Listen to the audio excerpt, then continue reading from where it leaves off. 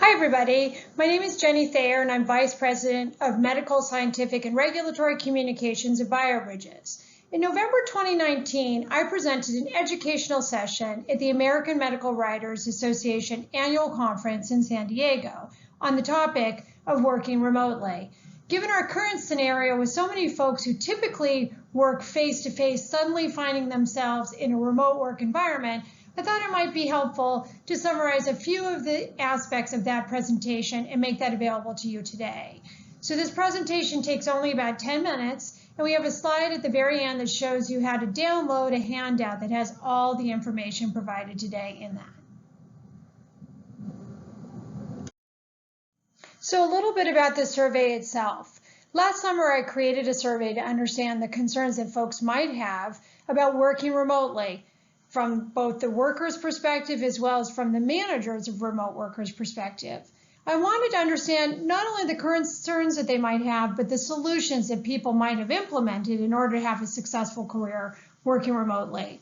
So the majority of the respondents had over 15 years of experience working in their field, 66% had management experience, and 92% were working remotely in some capacity. Ultimately, the results of the survey provided a treasure trove of information that folks use to have a successful career working remotely, as well as for managing remote workers. And I'm going to share a little bit of that with you in a moment. But before I do so, I just wanted to note that some of the tips that people use are just as important face-to-face as they are in a remote environment, for sure. However, when working remotely, they sometimes take on even more importance, or we have to look at them and present them a little bit differently. And hopefully that will be covered a little bit in this presentation. When reviewing the survey results, it was clear that one strategy was emphasized over and over by successful remote workers and their managers. So I decided to focus on that one strategy today. And that strategy is proactive communication. Now, you may say to yourself, proactive communication is important in all situations, not just remote. However, the unique challenges remote workers and their managers face mean that not only is proactive communication important, it's essential. For this part of the survey, I asked the question, what does proactive communication mean to you? And I received over 200 free text responses. Most of the comments I received from the survey respondents fell into one of these 5 categories. Take initiative, build relationships, use technology wisely, be consistent and trustworthy, and be authentic. The rest of this presentation will dive a little bit into more detail on each of these topics. So our first recommendation is take the initiative. And here's a summary of some of the suggestions that were provided. For example, communicate with stakeholders so that nobody is surprised. Always send updates before they ask. Really important is setting expectations, checking in with folks to make sure that you're on the same page.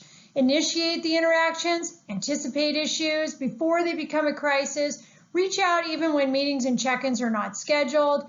Let folks know when you're on target, let people know when you're off target. Initiate meetings, emails, phone calls, all of them without prompts. Assume that people want to hear from you. Raise the concerns, ask questions, respond promptly, and always demonstrate your engagement by initiating rather than reacting. Another major component about proactive communication that folks shared about over and over again is about building relationships. And most importantly, building relationships before they are needed. That individual interactions with people, whether it's on project work or anything like that, should focus on relationship development as well as project work. The more you understand and have relationships with other folks, the more that you'll understand how to communicate effectively with them. You want to develop appropriate and sustainable strategies for communicating virtually. You got to make your presence known rather than waiting for others to come to you. Consider ways to virtually walk around and say hello. Respond promptly, appropriately, and accurately to emails, calls, and instant messages. And ask questions to get to know about each other. And share appropriate info about oneself. And learn what is important to your boss, client, team, or colleagues. Don't assume. Equally important is learning to use technology wisely. You got to discern and use the best technology for each specific situation. Don't assume or default to the easiest means of communicating or just use technology because you can. You want to use any type of tool that's appropriate to the specific situation. So sometimes a spreadsheet or some other means of communicating the information is right. You got to think about what's going on. Like, is there a time zone issue or is there a sensitive issue? If it's a time zone, you may want to use an email. If time zone is a barrier, you may want to use email. But if there's a sensitive or an immediate topic, you probably need to pick up the phone. Another thing is to use, when really important, you can use the face-to-face video conferencing. It's all the rage now. Everybody's video conferencing. However, I would also suggest don't overuse video conferencing because sometimes it can just be distracting to what the topic is. Another thing is about answering your own phone. One of the things I like to do is turn the ringer off, get rid of all the distractions so that I can be an effective worker during the day. Sometimes I've found, though, that that doesn't help me build relationships. It's important for me to pick up the phone when people need to talk to me. And lastly, as far as technology is concerned, and my personal favorite, is making sure that your cell phone service works properly. You got to confirm that your audio sounds clear and professional. There's nothing more annoying than hearing somebody go in and out on a professional phone call. So a critical aspect of a successful career as a remote worker is being perceived as trustworthy. In fact, I think that's the biggest concern that most remote or managers of remote workers have, is how can they be certain that everybody's really doing what they're supposed to be doing? And there are ways that we as remote workers can establish that trustworthiness. And I would say, and so would most of the respondents, that the most important thing that we need to do is to be consistent. By being consistent, we're allowing people to understand our trustworthiness. So there's a lot of ways that we can do that. One of them is by establishing and maintaining consistent updates to colleagues, team leads, managers, whoever you normally work with. You may want to consider adding something special to each of your communications that shows that you're being thoughtful about what's useful for them. For example, useful industry news. Establish and communicate your work schedule and make sure that those who you work with most of the time have access to it or visibility to it, or they just know what your schedule is. Now, the other most important thing is that stick with your schedule. And if there are going to be deviations from it, let other people know about that.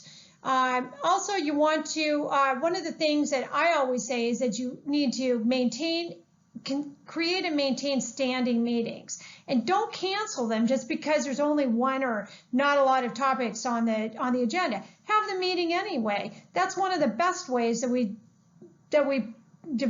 demonstrate our consistency and build relationships, and therefore our trustworthiness. Always think about consistency versus sporadic, consistent versus haphazard. And another way that we can do that is having a standardized approach to our communications. If we send out regular emails with updates or questions, having a consistent approach to how we present those emails is helpful too. And lastly, keep true to your schedule and respect other schedules as well. Lastly, one of the interesting topics that respondents emphasize over and over is just be yourself, be your authentic professional self. People mentioned about really actually caring about the people with whom you work, trying to get to know them in different ways and really care about what is important to them. And that means communicating in a judicious manner. And don't just gossip or rehash events, but really communicate in a professional way about professional issues. You want to be truly curious and listen to learn. Do your best and presume that others are doing their best as well. You got to find balance all along, and it takes time. That's the thing about transitioning to a remote work life, is it actually takes some time to learn and know how to apply all this type of stuff. And another thing about being authentic is recognizing that you do have value and that others have value, and to respect that about yourself and others. And lastly, being honest and accurate about your availability as well as your capabilities. It's okay to say, I don't know. Just being honest about it demonstrates true authenticity. So that wraps up our mini presentation on the topic of proactive communication as a tip for working effectively remotely or managing remote workers. Feel free to share this with colleagues or friends. If you go to our website, www.biobridges.com. You can download a one-page handout that lists all the tips presented here. Feel free to share this, as I mentioned, and take care and be good to yourself and do a good job today. I'm going to try to.